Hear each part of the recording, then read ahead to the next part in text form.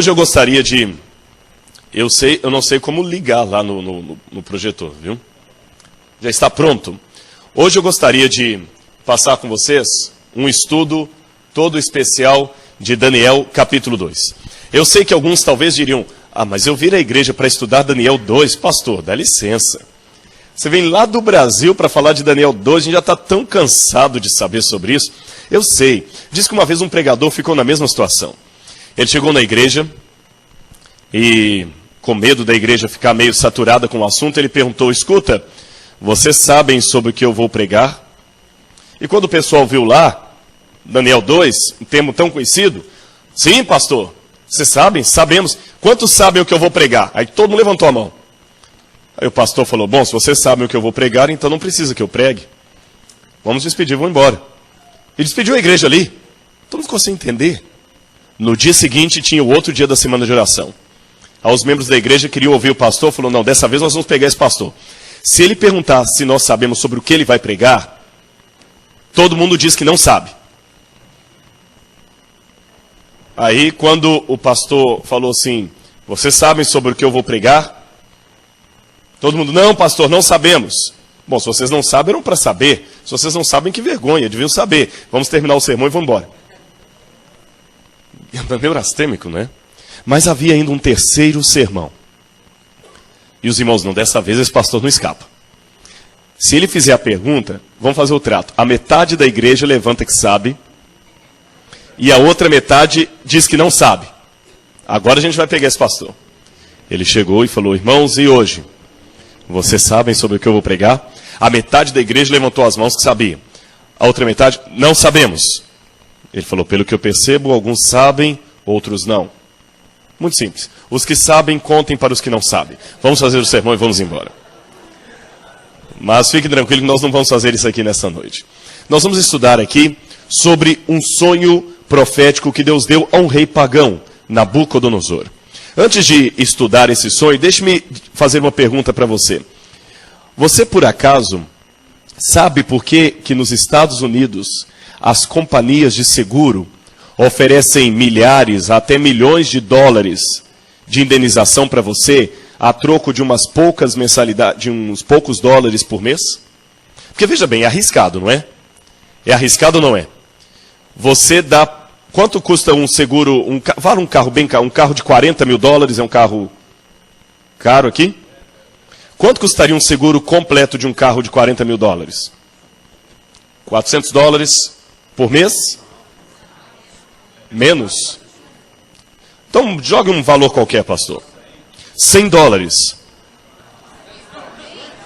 Olha. Para eu ficar bem com todo mundo, vou jogar 250 dólares. Tá bom? Por mês?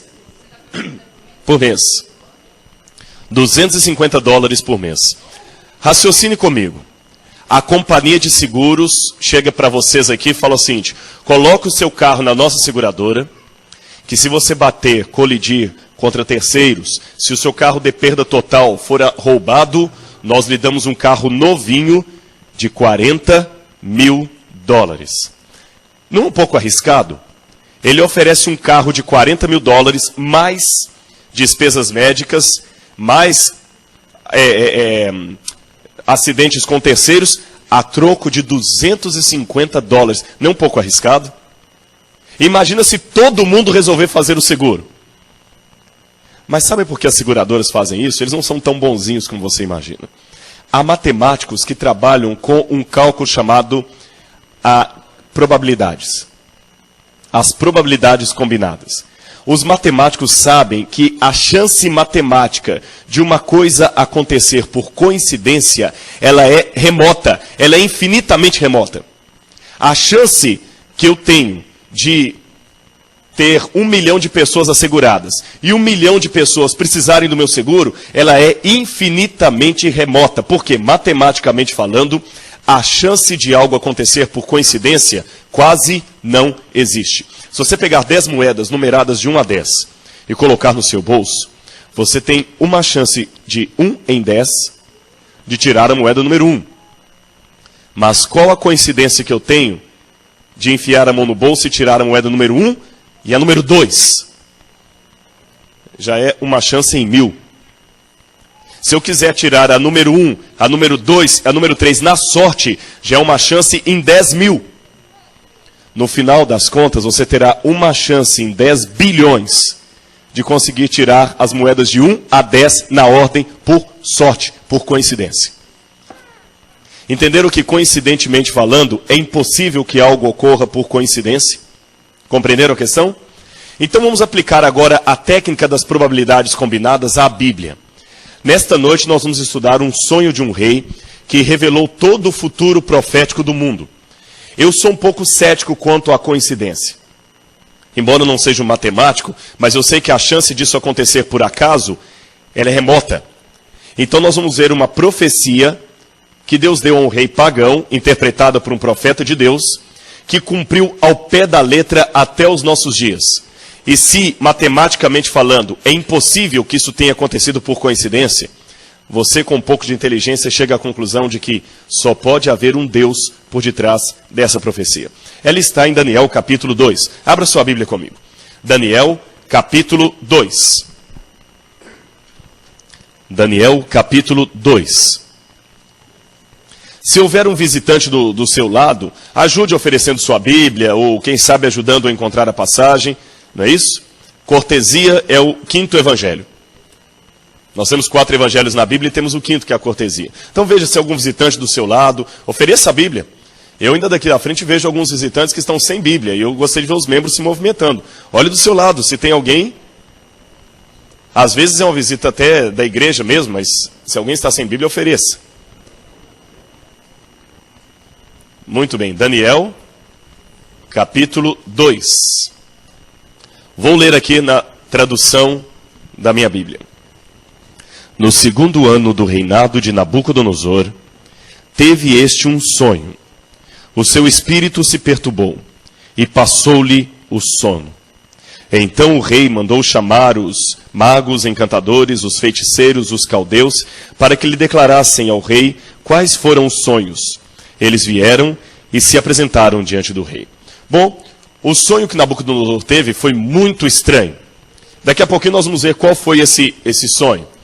E a Bíblia diz no capítulo 2, verso 1, que quando o rei teve o sonho, o seu espírito se perturbou. No hebraico há uma expressão muito curiosa, titpaem. Titpaem significa os seus pés começaram a bater. Deixa eu explicar uma coisa para os irmãos. Eu estou fazendo no Brasil um dicionário de expressões idiomáticas da Bíblia.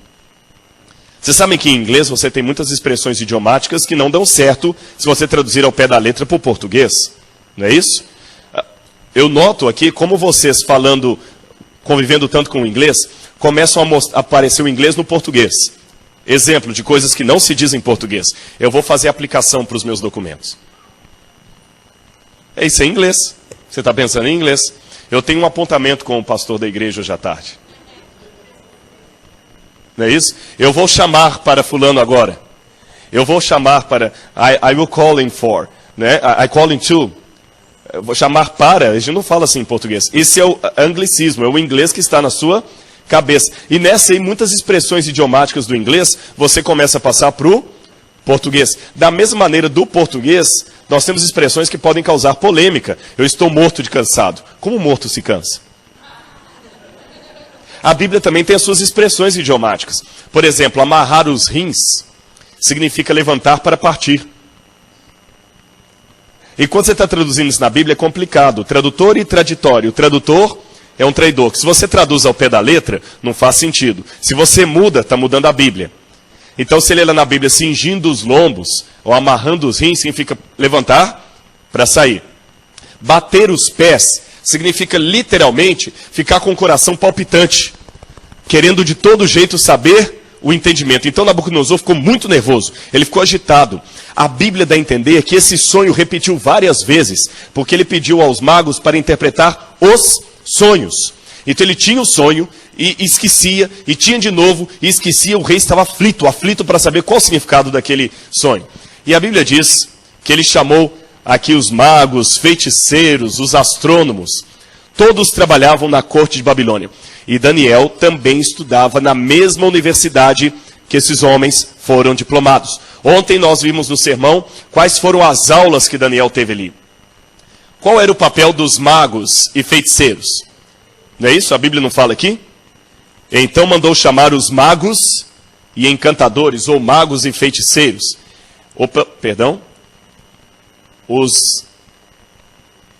Os magos e feiticeiros protegiam o povo dos demônios. Os encantadores eram os especialistas treinados para manter os deuses satisfeitos. Os astrólogos, que vai ser mencionado no verso 27, interpretavam os presságios astronômicos e previam o futuro. E os caldeus eram os chefes do grupo. Então, na Universidade de Babilônia, era como se fosse uma faculdade de medicina. Todo mundo se gradua como um médico. Só que um se especializa em cardiologia, o outro se especializa em ginecologia, outro se especializa em endocrinologia, tem as várias especializações. Na faculdade de Daniel, todo mundo se especializava, se graduava como um mago. Só que alguns eram especializados em encantamentos para proteger dos demônios, outros eram para interpretar o futuro a partir das estrelas, outros eram os chefes, os mais graduados eram os caldeus. Curioso, deixe-me abrir um parênteses. Daniel estudou nesse ambiente. Daniel ficou exposto a esse tipo de pseudociência. Como será que Daniel fez para não se contaminar? Eu vou dar uma dica para você. Em primeiro lugar, Daniel sabia quem ele era. O primeiro passo para você apostatar é você perder a identidade de quem você é. Nunca mais esqueça disso. Se você sabe quem você é, o meio não muda a sua cabeça. Quando você tem dúvidas de quem você é, o meio muda a sua cabeça. Vou dar um exemplo. Você pode morar 30, 40 anos aqui nos Estados Unidos. Eu não estou falando das crianças que nasceram e foram alfabetizadas aqui. Eu falo de você que veio adulto. Se você é um brasileiro mesmo no seu coração, e sabe que você tem amor ao Brasil, você pode até conviver com a cultura americana, você pode até ficar nesse país, você pode ter o seu green card, você pode ter até cidadania, mas no fundo, você conhece as suas raízes. Você sabe que é um brasileiro. E quando você ver a bandeira do Brasil com ordem e progresso tremulando, o seu coração palpita porque você sabe quem você é. Agora, quando você não tem certeza de quem você é, 3 meses aqui são suficientes para você voltar para o Brasil e chegar lá falando assim: irmãos, é muito bom ter voltado ao Brasil. Como diz mesmo isso em português? Eu esqueço. Eu não estou falando de quem foi alfabetizado aqui. Eu quero deixar isso bem claro. Eu sei que há crianças, adolescentes que cresceram aqui, foram alfabetizados em inglês, ouvem inglês o tempo todo, e para eles o português é quase segunda língua, que eles só ouvem em casa com os pais. Eu não estou falando, gente, assim, ou como um amigo meu, o pastor Paulo Bock, que casou com uma americana, o filho não sabe português, nem a esposa, ele convive o tempo todo com o inglês. É lógico, está 40 ou 50 anos já que ele está aqui nos Estados Unidos, é uma situação diferente. Eu estou falando daqueles que passam 2 meses aqui, não aprendem o inglês e esquecem o português. Não tem identidade. Não tem identidade. Quem não sabe o que é, está se programando para perder a sua identidade. Você tem que saber quem você é. Quais são as suas raízes. Se não sabe o que acontece, você se vende com muita facilidade. E você ama esse país, não porque você ama esse país, porque aqui é um país rico. Você não teria o mesmo sentimento na Etiópia. Você não ficaria na Etiópia, como eu ouvi alguém falando assim: não fale mal do meu presidente, referindo-se ao presidente Bush. Você não falaria isso do presidente da Etiópia se você passasse 20 anos lá. Por quê? Porque na Etiópia não tem a riqueza que tem aqui? Então, cuidado. Você tem que saber quem você é. E esse exemplo que eu dei de nacionalidade, eu aplico também à religiosidade. Você tem que saber em que você acredita. Daniel sabia no que ele acreditava. Ele sabia do que ele não podia abrir mão. Por isso ele ouvia o ensinamento dos professores babilônicos, mas ele sabia com o que ele podia concordar e com o que ele não podia concordar. Ele sabia quem ele era. Deixe-me aproveitar para fazer uma pergunta. Você, como membro da igreja, sabe do que você não pode abrir mão? Eu tenho medo, pastor, de fazer um sermão baseado em Sofonias, capítulo 2, que eu não sei quanto tempo a igreja vai demorar para achar o versículo. E alguns vão sair da igreja acreditando que a sua Bíblia não tem o livro de Sofonias. Ou quem sabe eu querer fazer um sermão baseado em 2 Nefi, capítulo 5. E alguns vão procurar onde é que está o livro de Nefi, sem saber que eu estou citando um livro do livro de Mórmon. Nós devemos saber quem nós somos. Sabem por quê? Aqui vem a dica. Olha para mim, nunca mais esqueça. O mundo hoje está nos ensinando tudo. A universidade ensina coisas contrárias à religião, ao evolucionismo. Mas o mundo também está entrando num caos, num sonho desesperador, como Nabucodonosor. E esse é o momento para você, Daniel, levantar. Como assim, pastor? Não estou entendendo. Eu vou explicar para você. Nunca houve um tempo em que houvesse tanta psicologia como hoje. No entanto, é interessante como, havendo tanta psicologia, há tanto desentendimento familiar, tantas pessoas se suicidando, tantas pessoas entrando em depressão. Não entendo. Nunca houve um tempo em que a medicina estivesse tão avançada como hoje. Só que pela lógica, eu fiz filosofia, o avanço da medicina deveria significar a redução das doenças. E por que as doenças estão aumentando tanto? Alguém está fazendo uma pregação no Brasil que eu discordo, embora eu já lecionei para a Faculdade de Pedagogia. É um lema do governo brasileiro hoje. Olhar bem de perto o futuro, junto com a Fundação Roberto Marinho. Olhar bem de perto o futuro e compreender, educação é tudo. Eles estão falando isso no Brasil.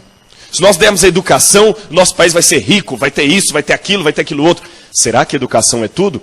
Esse país é ou não é um país educado? É ou não é? Se esse aqui é um país educado, por que estão registrados mais de 10 mil assassinatos ocorrendo em sala de aula a cada semestre por jovens de classe média alta nos Estados Unidos da América? Por que há tanta criminalidade nas escolas? Se educação fosse tudo, não deveria haver drogas nesse país. Se educação fosse tudo, não deveria haver desentendimento familiar. Educação não é tudo. E o pessoal está assustado aí fora, sabe por quê? Porque o mundo hoje tem psicologia, o mundo tem educação, os livros de autoajuda estão como os best-sellers nas prateleiras, e mesmo assim o mundo está cada vez mais perdido. É Nabucodonosor que não sabe como interpretar o seu sonho. Aí está o momento de você, Daniel, levantar. Nabucodonosor chamou aqueles homens, eles vieram, e deixa eu mostrar a vocês como é que era o sistema de interpretação deles. Eles abriam as entranhas dos animais, de bodes, arrancavam o fígado do animal, eles pegavam o fígado, estão vendo ali? É uma prática usada ainda em algumas regiões, até hoje, do norte da África e também da Ásia. Eles abrem o animal, estão vendo? E depois eles tiram o fígado do animal, e com base no formato do fígado do animal, eles interpretam os sonhos e o futuro. Era assim que os magos de Babilônia faziam. Aqui eu vou mostrar na arqueologia um objeto muito interessante. Esse objeto aí. Esse era uma espécie de dicionário de interpretação de sonhos. Eles arrancavam o fígado do animal, jogavam no lugar, e um outro mago ia e começava a olhar as entranhas. Como é que estava o músculo do animal. E com base naquilo ali, ele ia ditando para o outro, e o outro ia comparando o fígado do animal com aquele objeto de argila. Estão vendo que há algumas inscrições aqui embaixo? Então, pelo formato, eles interpretavam o prognóstico, o sonho. Tem um outro que foi descoberto nas ruínas do Iraque. Aqui é o próprio fígado de um animal, feito de argila. Estão vendo esses buracos aqui? Cada buraco desse era um significado diferente. Como cartas de tarô, que essas mulheres usam para ler mão e tudo mais, cada carta tem um significado. Cada parte do fígado tinha um significado. Assim que eles faziam. Mas só que nenhum deles pôde interpretar o sonho por uma razão. Nabucodonosor não sabia o que ele tinha sonhado. Até que vocês sabem o que aconteceu. Nabucodonosor ficou irado e mandou matar todo mundo. Já que ninguém sabe interpretar meu sonho, mande matar todo mundo. E curioso, nessa ordem de Nabucodonosor, quem foi obrigado a ser morto? Daniel. É interessante. Nós não temos nada a ver com a queda do World Trade Center. Mas nós também somos afetados. Você vive numa América posterior ao 11 de setembro. Você é Daniel. Mas nessa crise que os Estados Unidos estão enfrentando agora, é a crise do sonho de Nabucodonosor. Nabucodonosor está irado. Ele está apavorado, mandando matar todo mundo, de uma maneira comparativa. Agora estão fiscalizando todo mundo, eles estão com medo. É o momento de você, Daniel, começar a ser usado por Deus para dar um significado profético ao sonho que os Estados Unidos da América não estão conseguindo entender. Por que Deus permitiu a queda do World Trade Center? Por que as torres caíram? Deus está querendo levantar você, como Daniel, para falar para essa nação que Jesus em breve voltará. Porque eles estão esquecendo disso. Perguntaram à filha de Billy Graham, onde estava Deus quando caíram as torres gêmeas? Ela falou, eu acho estranha essa pergunta. E foi uma americana que falou isso. Há tantos anos estamos mandando Deus embora do nosso país. Agora é proibido orar nas escolas públicas. Os americanos bateram palma quando um psicólogo foi até os jornais e falou que era pecado bater nos filhos. E ironizou a Bíblia quando a Bíblia falou repreender o filho com a vara. Ele falou, a Bíblia é um livro ultrapassado. Detalhe, esse psicólogo, o seu filho morreu suicidando-se com 16 anos. Nosso país bate palmas quando a Playboy vende tanto. Nossas igrejas estão ficando vazias, estamos vendendo as igrejas. Nós estamos expulsando Deus da nossa vida. Você não pode mais orar numa escola como professor, que você pode ser processado. Você não pode mais bater de porta em porta dando um folheto, porque alguém pode se sentir coagido e pode processar você. Nós estamos expulsando Deus de todo lugar. E agora nós perguntamos onde Ele está. Deus é educado. Deus simplesmente falou, ok, vocês não me querem aqui, eu vou sair. E nós estamos precisando dar um significado profético aos tempos em que estamos vivendo. Só que nós, Daniéis, estamos calados. Como devemos pregar, falar, Nabucodonosor, com todo respeito, eu tenho a resposta do que aconteceu com o seu sonho. Nabucodonosor vai desafiar, você tem mesmo? Então vem cá, eu quero saber o que eu sonhei. E Deus começou a usar Daniel, porque Daniel orou. E Daniel começou então a dar o significado do sonho de Nabucodonosor. Ele falou, Nabucodonosor, sabe o que você sonhou? Você sonhou isso. E a partir do momento que Daniel iria descrevendo o sonho, Nabucodonosor foi entendendo. Rei, você dormiu muito preocupado com o que iria acontecer no futuro do mundo. E Deus deu a chance de você saber o que ia acontecer nas grandes potências. Você, rei, viu uma grande estátua. Uma estátua enorme. A sua cabeça era de puro ouro. O peito e os braços eram de prata. O quadril dela era de bronze. As pernas eram em ferro. E os pés eram ferro misturado com barro. Nabucodonosor, puxa vida, foi isso mesmo. Um detalhe curioso. Heródoto fala das fases do mundo que eram comparadas aos 4 metais. Ouro, prata, bronze e ferro. Por isso que a estátua era de ouro, prata, bronze e ferro. E depois que o senhor estava olhando a estátua, rei, uma coisa curiosa aconteceu. Uma pedra vinda do céu sem auxílio de mãos humanas, bateu nos pés da estátua, esmiuçou a estátua, quebrou a estátua e essa pedra encheu a terra. Foi isso mesmo que eu sonhei. É isso mesmo, eu estou lembrando agora. E o que significa isso? Eu vou dar uma boa notícia para o senhor, rei. Tu, ó rei Nabucodonosor, tu és a cabeça de ouro da estátua. Eu sou a cabeça de ouro, sim. Babilônia era um reino fantástico. Eu havia mencionado para vocês ontem. Babilônia havia conquistado toda a famigerada e terrível Assíria. E o rei Nabucodonosor era exemplar. Eu falei com vocês dos jardins suspensos da Babilônia. Havia árvores de 25 metros de altura nos jardins suspensos da Babilônia. Era uma fortaleza inexpugnável. Só que Daniel disse algo para o rei. Rei, só que eu tenho uma notícia triste para dar para o senhor. O senhor é a cabeça de ouro. Mas o seu reino vai passar. E ele vai ser conquistado por um reino inferior ao seu. É interessante. Qual metal é mais precioso? O ouro ou a prata? Interessante, a prata é inferior ao ouro. Qual metal é mais precioso? A prata ou o bronze? O bronze é inferior à prata? Qual metal é mais precioso? O bronze ou o ferro? O bronze, o ferro é inferior ao bronze. Sempre um reino inferior vai conquistar o outro rei. Você está brincando, é verdade. E a profecia se cumpriu. O reino de Nabucodonosor parecia inexpugnável, impenetrável. Ninguém podia invadir aquele reino. Naquela época, as pessoas tinham o costume de cercar uma cidade.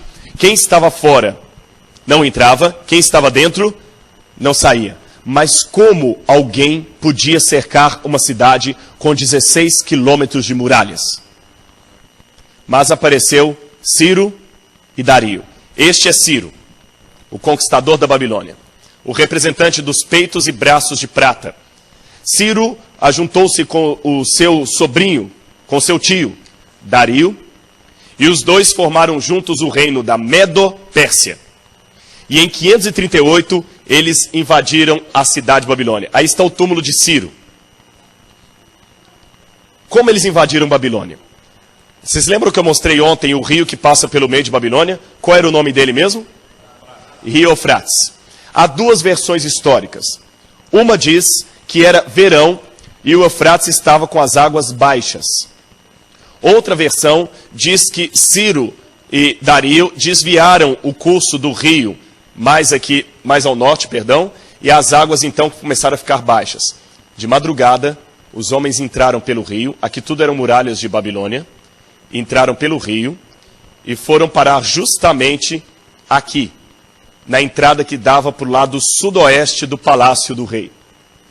O rei naquela noite estava dando uma festa tremenda. Aqui está o palácio do rei Nabucodonosor, mas não era mais Nabucodonosor o rei de Babilônia nessa época, era Belsazar.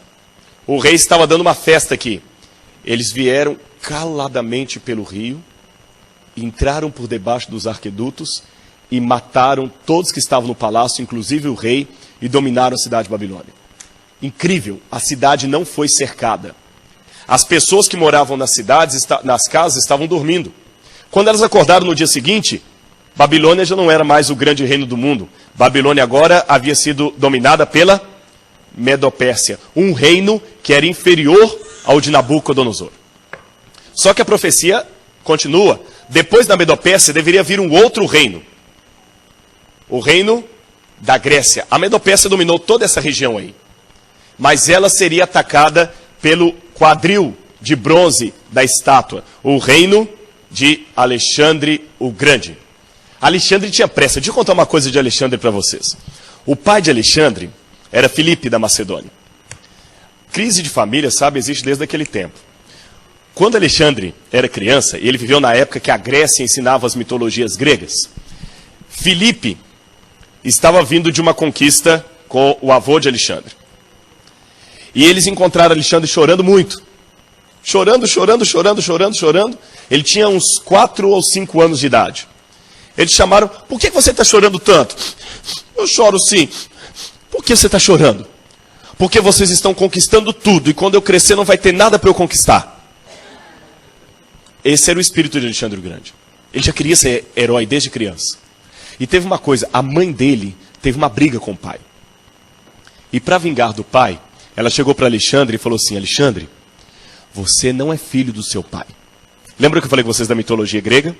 Eles acreditavam que os deuses do Olimpo desciam do Olimpo e tinham relação com as mulheres. E dessa relação nasciam semideuses. Vocês conhecem as histórias, não é isso?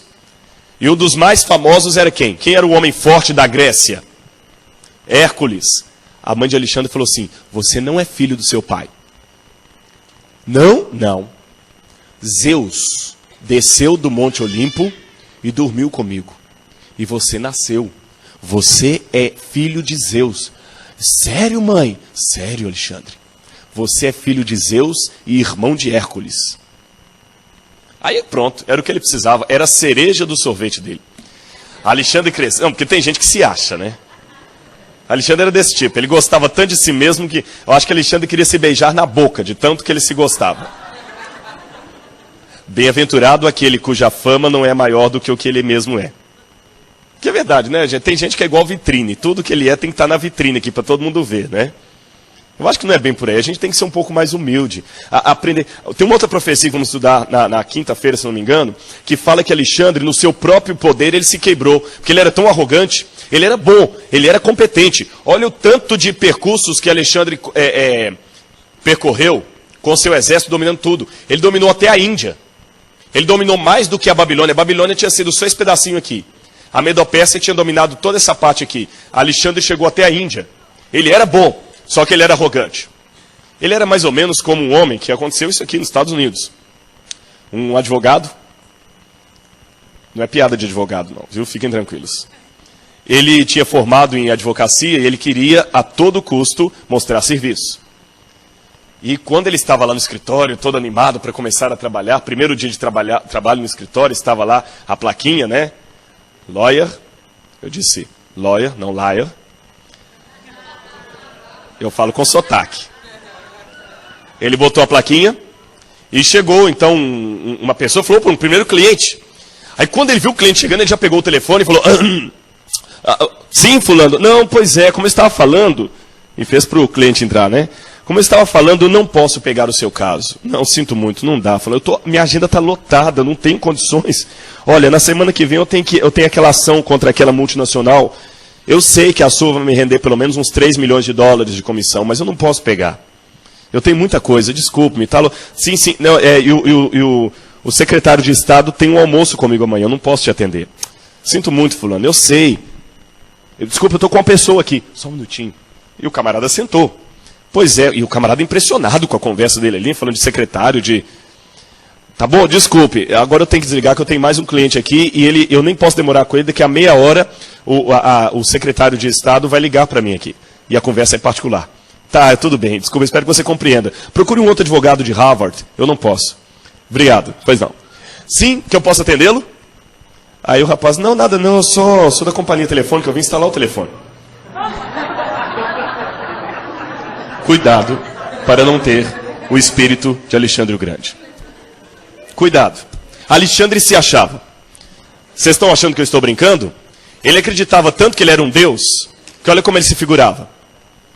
Esta é uma das imagens de Alexandre gregas, datada de 2.300 anos, e ela mostra Alexandre figurado como o deus Hélios, ou Hélios, o deus Sol. Em algumas moedas, lá no nosso Museu de Arqueologia no Brasil, eu tenho 2 dracmas de prata que tem o rosto de Alexandre vestido de Hércules. Só que ele estava numa luta com Dario, não aquele Dario que entrou em Babilônia, mas Dario III. Ele estava lutando contra Dario para derrubar de vez a Medopérsia. Sabe, quando ele derrubou a Medopérsia foi uma coisa curiosa. Ele estava lutando na batalha em Issus. Estava lutando, e num dado momento, o soldado oponente passou a espada no braço dele e começou a sangrar. Quando Alexandre viu que desceu sangue e não licor, porque os gregos pensavam que os semideuses tinham licor nas veias. Quando ele viu que desceu sangue e não licor, ele ficou muito irado com a mãe dele. Ali ele descobriu que a mãe dele havia mentido para ele. Freud já explica isso, né? Então, nesse momento, Dario estava com seus homens lá embaixo do desfiladeiro. E quando Alexandre chegou com seus arqueiros aqui na beirada, Dario gritou lá de baixo assim, nós não vamos nos render. E Alexandre falou, você está em posição de desvantagem. Renda-se. Não vamos nos render. Alexandre falou, com o braço sangrando, eu tenho tantos arqueiros aqui em cima, que se todos eles lançarem as flechas para o céu, nós vamos escurecer o sol. Dario lá de baixo pegou a espada, ergueu e falou, pois assim é bom que vamos lutar na sombra. Alexandre então, sem pensar 2 vezes, deu o sinal e flecha começou a descer. E matou quase todos os soldados de Dario. Dario, evidentemente, pegou um cavalo e...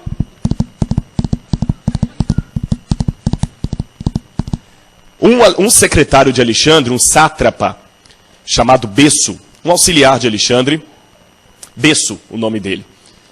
Não é Beiço, Besso. Ele era um auxiliar, sabe, aquele correligionário ali. Ele, quando viu Dario fugindo, ele também pegou um cavalo e foi atrás de Dario. Ele matou Dario, que já estava ferido, e trouxe o corpo de Dario arrastado no seu cavalo. Quando Alexandre viu aquilo, Alexandre já estava chateado por causa da questão do braço. Besso falou, aqui, grande general Alexandre, o teu inimigo, eu trago para o senhor. Qual é o meu prêmio? Alexandre olhou e falou, é assim que você trata um guerreiro tão corajoso como ele? Eu vou te dar o seu prêmio. Pasmem, ele pegou o Besso, amarrou o corpo dele em 2 árvores que estavam curvadas em sentido oposto, e depois mandou soltar as árvores. Quando elas voltaram ao normal, rasgou o corpo dele no meio. Esse era Alexandre o Grande. E Alexandre também se destruiu. Como Alexandre se destruiu? Alexandre estava completando 33 anos de idade em 323 a.C. ele resolveu tomar um copo de vinho por cada ano da vida dele, ou por cada cidade que ele havia conquistado. Era em homenagem ao deus Baco, o deus do vinho. Por isso que o pessoal chama as festas de orgia de bacanais. Não é isso? Deus Baco, o deus do vinho, ou Dionísio, que é o mesmo. Eles costumavam beber, iam lá atrás, vomitavam, voltavam para beber de novo. Alexandre teve então uma febre intestinal e morreu assim, de uma maneira terrível. Ele mesmo se destruiu. A seguir, Alexandre então, viria um outro reino, representado pelas pernas de ferro da estátua. Esse reino, duro como ferro, não poderia ser outro senão aquele que substituiu a Grécia, Roma. Roma começou a dominar tudo. Veio Pompeu, dominou a Palestina. E depois de Júlio César veio Augusto e começou a dinastia dos imperadores e dos Césares. E cada um dos Césares. É interessante que a palavra César, em latim, significa partes, cortar. Alguns acreditam que a palavra César vem por duas razões. Primeiro porque Júlio César, quando nasceu da mãe dele, Aureliana, ele nasceu por um corte. Por isso ele recebeu o nome de Júlio César, que ele nasceu de um corte. Tá certo? Por isso Júlio César. César, em latim, significa corte. Mais tarde, Nero, que era um louco que dominava Roma, mandou abrir a barriga da mãe dele só para ver de onde ele tinha vindo. Então a palavra sofreu semântica e hoje as mulheres grávidas fazem cesariana, quando vão ter o seu neném. Tá bom? Vem de partes. Esse era o maníaco império de Roma. Vocês estão notando que cada império é moralmente e também fisicamente mais fraco que o outro? Alexandre, apesar de ser um gênio, era psicologicamente um narcisista. Ele não tinha habilidade na Nabucodonosor. Roma, não sei como Roma dominou tanto tempo. Agora a profecia termina de uma maneira interessante. Daniel explica para Nabucodonosor: agora, quando é o que você viu dos pés da estátua, em parte em ferro e em parte em barro, este não será um reino único, serão 10 reinos que se dividirão daquele. Roma parecia ser imbatível, até que no ano 476 aconteceu uma coisa interessante. Os bárbaros que estavam no norte começaram a juntar forças e a minar o exército de Roma. E cada vez foram entrando mais, entrando para tentar derrubar Roma. Roma tinha um problema com os bárbaros. Muitos aqui já devem ter visto a revistinha do Asterix. O Asterix era um grupo de rebeldes da Gália que não aceitavam o Império Romano e tentavam. Só que Asterix remonta à época de Júlio César. Mas mais ou menos para você entender o contexto. É mais ou menos isso. Os bárbaros foram se ajuntando, e quando eles invadiram Roma em 476, eles dividiram Roma em 10 reinos. 3 desses reinos não existem hoje mais por uma profecia posterior do livro de Daniel. Esses reinos formaram o que hoje nós conhecemos como a Europa. Agora é interessante como Daniel termina a interpretação do sonho de Nabucodonosor. Lembram que no final da estátua veio uma pedra do céu que atingiu os pés dela? E essa pedra encheu toda a terra? Daniel explica para o rei: ó rei, nos dias desses reis, o Deus do céu enviará um reino que não será jamais destruído. Eles tentarão unificar os 10 reinos, mas não conseguirão. Em algumas partes, eles até unirão os reinos pelo casamento. Quer ver isso na Bíblia? Abra em Daniel capítulo 2, verso 43 em diante. Verso 42 em diante. Como os dedos dos pés eram em parte em ferro e em parte em barro, assim por uma parte o reino será forte e por outra será frágil. De fato, a Europa, por uma parte, é forte. Você tem ali uma Alemanha. Quão poderosa é a Alemanha? Você tem uma Inglaterra. Mas por outro lado, você tem uma parte fraca da Europa. Você tem Portugal, que a economia não é tão forte assim. Mas olha o que diz a profecia. Quanto ao que viste do ferro misturado ao barro de lodo, se misturarão mediante o quê? Como está na sua Bíblia? Casamento. mas não se ligarão um ao outro, assim como o ferro não se mistura com barro. Eles tentaram várias vezes se misturar por casamento. A rainha Vitória chegou uma vez a ser considerada a avó da Europa, porque todos os países da Europa tinham pessoas que eram parentes da rainha Vitória. E não só isso, Carlos Magno tentou unir a Europa, não conseguiu. Napoleão Bonaparte tentou unificar a Europa, não conseguiu. Adolf Hitler tentou unificar a Europa e não conseguiu. E de novo agora, o que estão tentando fazer? Estão tentando unir a Europa numa só comunidade. Eu ouvi uma vez um relato muito interessante de um pastor que viveu na Segunda Guerra Mundial. E ele viveu na Alemanha. E quando Hitler estava dominando a Europa, perguntaram para esse pastor, você não tem medo que Hitler domine a Europa? Ele falou assim, não, Hitler não vai dominar a Europa. Por quê? Porque a profecia disse que a Europa não se uniria.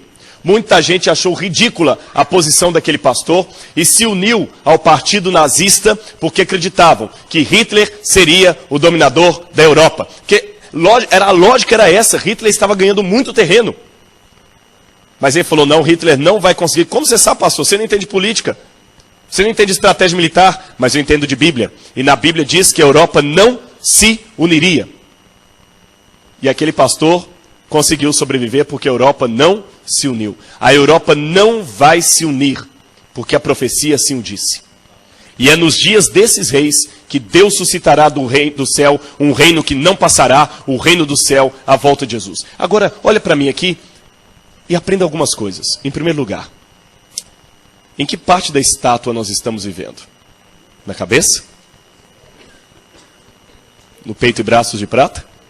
No quadril de bronze? Nas pernas de ferro? Ou nos pés? Estamos nos pés da estátua. Nos nossos dias, Deus vai suscitar um reino do céu à volta de Jesus. Agora, pessoal, eu estou preocupado com algumas coisas. Eu já aprendi uma coisa, principalmente depois que eu caso, depois que eu me casei. Graças a Deus, essa já é a quarta semana de oração. A semana de oração é a quarta semana de oração que eu faço nos Estados Unidos. Mas das vindas que eu vim aqui, não é nenhuma demagogia, porque isso eu falei nas outras igrejas também, está sendo a melhor viagem minha aos Estados Unidos por uma única razão. A minha esposa pode vir comigo. É verdade. Ver as coisas e não poder mostrar para alguém que você ama é legal 50%. Porque mesmo que você chegue no Brasil e vai querer contar depois, eu vi isso, mas ela não está junto. E você não precisa ir longe. Quando alguma coisa engraçada acontece perto de você, qual a sua vontade? Contar para alguém. É ou não é? Nós temos a vontade de compartilhar coisas interessantes, coisas engraçadas, coisas importantes.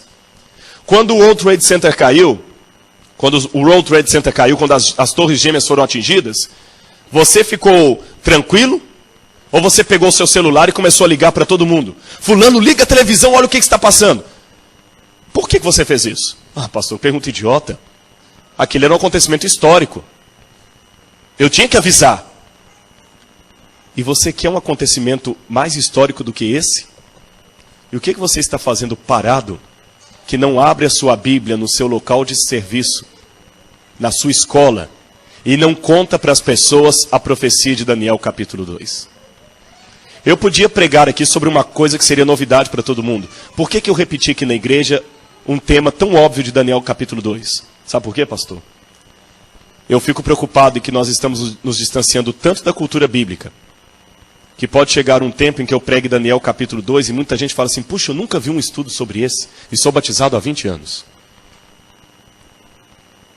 Por que você não começa, a partir de amanhã, a pegar o seu celular e falar, fulano, eu tenho uma boa nova para dizer, abre a sua Bíblia em Daniel capítulo 2. Eu vou ensinar para você isso aí. Jesus está voltando. Ele está vindo nas nuvens do céu. Eu acredito nisto porque sou cético. Você não traduziu errado, não. Eu acredito nisso porque sou cético.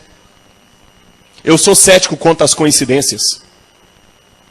E como eu sou cético quanto às coincidências, quando eu vejo uma história desta, escrita há 2.600 anos, acontecendo ao pé da letra, a minha mente lógica só me leva para um caminho. Tem um Deus por detrás disso. É muita coincidência para ser apenas coincidência. Agora, antes da gente se encontrar amanhã, para eu falar com você do que aguarda o povo de Deus em termos de perseguição, deixa eu contar uma última história para você pensar na cama. Uma vez, um vendedor de livros estava vendendo livros de porta em porta.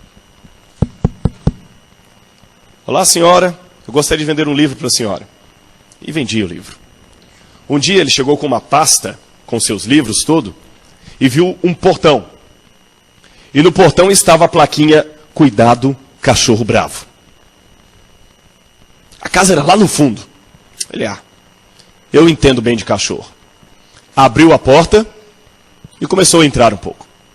Ele caminhou mais ou menos uns 15 passos. Lá na frente outra plaquinha. Por favor, volte, cachorro bravo. Tinha até aquela foto do cachorro com o círculo, sabe? Andou mais um pouco. Lá atrás da casa veio correndo um cachorro, um pitbull. O cachorro não corria, ele voava. Quando ele viu o cachorro vindo, o cachorro vinha. E para piorar, atrás do cachorro ainda tinha um vira-lata. Daqueles que tem um dentinho assim, ó. Sabe? Esse camarada largou pasta para um lado, prospecto por outro, correu igual desesperado, subiu numa árvore cheia de espinhos, arranhou todinho. Quando ele estava lá em cima, ele começou assustado, e uma plaquinha lá em cima avisava assim: seu tolo, você foi avisado lá embaixo.